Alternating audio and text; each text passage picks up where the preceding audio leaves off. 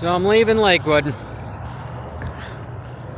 this is the reaction show. Hopefully I don't get hit by the Rockstar Husky deal. My truck is way out here, but it's a TRD Pro, so it shouldn't be stuck in the mud. And who am I the most impressed with? Honestly, Chance.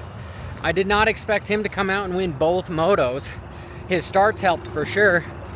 Deegan looked notably upset on the podium, and he alluded to the team blaming him for the bike overheating and then not blaming him, and it sounded as if they wanted to keep everything real quiet, and then they also wanted the press conference to be done quickly, so they wanted to keep it with like one question or something so the Deegans could get out of there.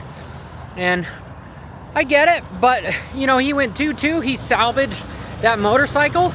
If it was sincerely a huge malfunction, well, then he wouldn't have been able to finish the moto. He would have been DNF'd. But now he's pretty much got, what is it, almost a full race lead on everybody. Oh shit, there's quite a bit of mud here, right? Thank good old Colorado in the rain for all this stuff.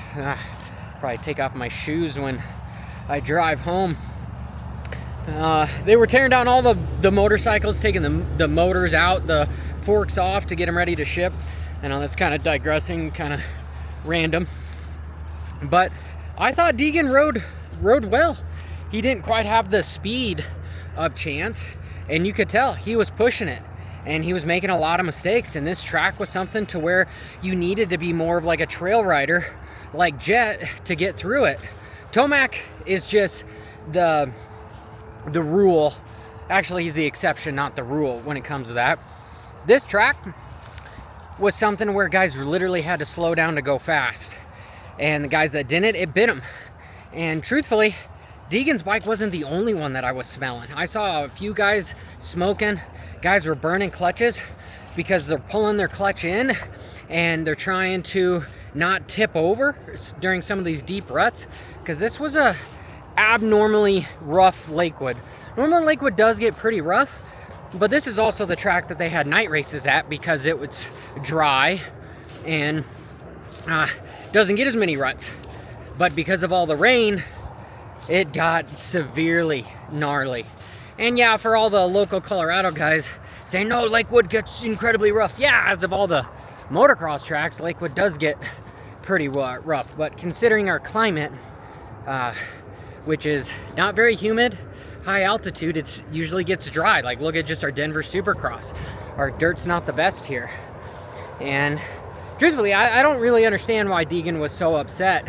I don't see him as the guy that is like, oh man, I can't beat Chance. You know, I was trying everything. Or maybe he's just used to being the guy that can dig deep and beat everybody. Or maybe not. All right, but I think with people he's got around, that's probably not the case. 450 class.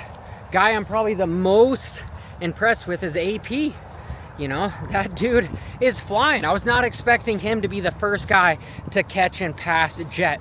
I don't even think Jet was expecting him to be the first guy to catch and pass him. Hey, look, I found my truck alone in the middle of buttfuck Egypt, right? That's what they call it, right? BFE. Maybe I shouldn't say that out loud, but anyway, it's my sense of humor. Nobody's around, so that's what I'm gonna do. Most impressed with AP.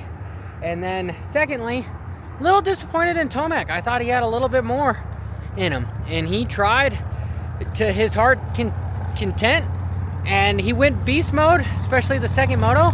But after hearing him on the, I wouldn't say podium, but press conference, he said that he's just happy to get out of here not hurt.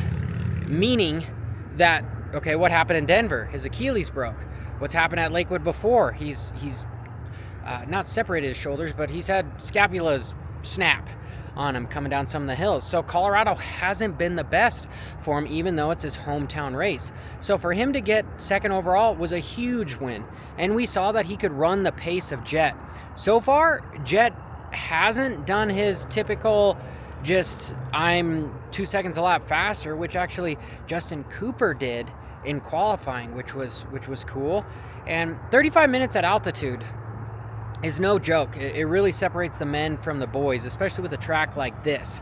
So Cooper, he's getting close. He's right there with AP to be able to just fire it up and be able to finish strong and win. And I think it's going to be dangerous once those two SOBs actually win a moto, because now we're going to have a big championship battle here for like 3-4 guys, which I'd love to see it. I don't want to just see somebody run away with it. As much as it is history to have somebody just run away with everything, I particularly didn't like the seasons of Stewart and Carmichael having a perfect season, because it just wasn't that exciting. And yeah, there is something to be said that like it does create noise for the outside of the industry, but I don't really care about that right now. I just care about watching good racing.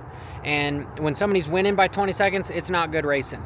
Here, pretty much we had two guys in the 250 class run away with it, and 3-4 guys, and then it was another group of 5 to 10 behind them. And this track was gnarly. I wish I would have been able to show more of it, but because the women's were racing, which, by the way, I think that is a good segue. The women, I think there should be a moto every race that they are doing. All 6 rounds should be on Peacock or the Pass so that these women get more exposure.